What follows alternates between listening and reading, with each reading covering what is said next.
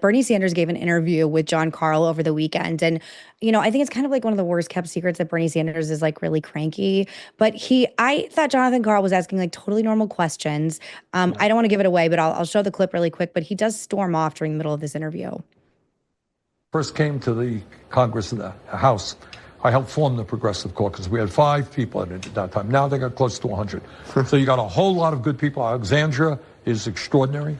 I am so impressed by her work in Congress and she inspires young people all over the country. Would you like to see her join in the Senate? Right now we have, as I said, just a whole lot of people in the Congress. Okay, Jonathan, thanks. Wait, I got one more. This is important. No, I asked you. Okay. You want to do nonsense, do nonsense. No. I don't want to talk about inside the Beltway stuff. I got 32,000 people. I was just asking you about AOC because she was out there with you. Fine, but I don't want to talk about this. What was the last question? I was just going to ask you one more question about you. I mean, that's all. I was literally your last. What is your question? Well, I mean, it's easier to.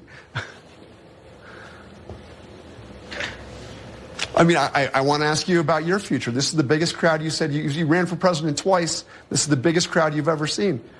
Are we going to see you run again, or what's your future? No, right now, I am very proud that the people of the state of Vermont sent me back to the Senate with 63% of the vote. Right now, I'm Vermont senator. That's what I do, and I'm very happy to do it. I am 83 years of age, and I'm tired. Alex, why is he so sensitive about being asked if AOC is running for Senate? So first of all, I was surprised by how he answered this question because as someone who's been interviewing politicians for going on almost 2 decades now, they get asked uncomfortable questions all the time, and usually they're very good at dodging questions more artfully. And I was surprised that Sanders didn't dodge, give more of a coded answer than he did. But clearly, he doesn't want to antagonize Chuck Schumer, who. He's the party leader. You're caught in a vice if you answer that question. There's no good answer. On the one hand, you don't want to come to Schumer's rescue because Schumer's under attack from liberals right now. On the other hand, you don't want to, say you support. You don't want to say you support AOC because then Schumer. Then you've antagonized Schumer. So no matter what, you're antagonizing either liberals or you're antagonizing Schumer. And as a sitting senator, you don't want to be in either position. Mo, do you think that he was just sort of like dodging and being a coward, or like do you think he's just playing smart politics? I think he's playing a bit of politics. I think he was a bit cranky, and Bernie Sanders is 83. I'm quite sure his tolerance is very low at this point.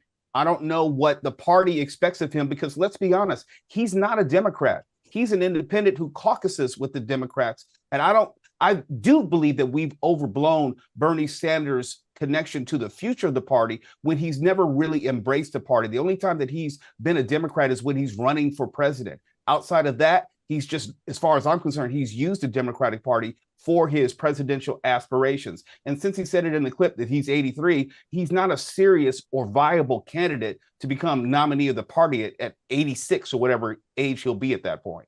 But the last thing, I just want to put a button on this topic for both of you. Like, I don't really understand what they're doing other than like going on a tour. And I mean, AOC and Bernie Sanders, are they just going on a tour of the country to just sort of make Democrats feel less lonely? Like there's still enthusiasm for the party.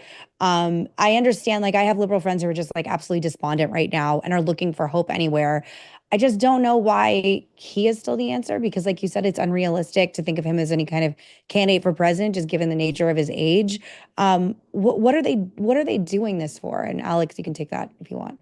Yeah, I think it's about, the Democrats seem lost right now. They don't have a real leader, someone who is a real spokesperson for the party. If you look at the podcast new media space, which you're a part of, Democrats don't really have anyone in the top of the charts right now, the way conservatives dominate the top of the podcast charts. They're in the wilderness and they're looking for a leader. And so, she's trying to fill that void.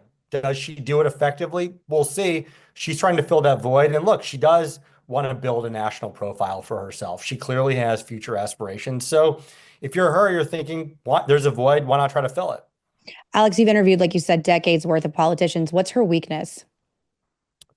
Can she appeal to older Democratic voters who might be a little bit more skeptical of what is she, Gen Z, Gen Y, whatever the generation is that she's a part I of. think she young millennial. I don't know. Yeah, I never figured out the whole generation thing. But is our older Democratic voters, are they going to be a little bit more skeptical of someone who's in their early 30s?